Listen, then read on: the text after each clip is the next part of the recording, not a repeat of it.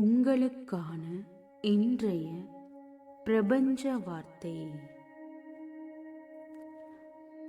நமது உணர்வுகளை நமது விருப்பங்களின் மேல், நமக்கு தேவையானவற்றின் மேல், நாம் அடைய விரும்பும் குறிக்கோள்களின் மேல் மட்டும் செலுத்த வேண்டும்.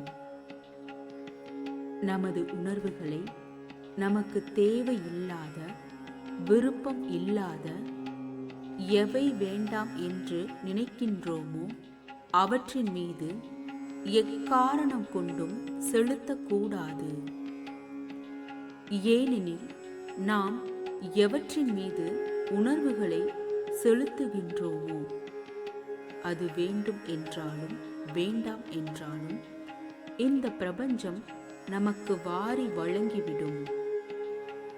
எனவே உணர்வுகளை, கவனத்தை மிகுந்த எச்சரிக்கையுடன் கையாள வேண்டும். வாழ்க வளமுடன்.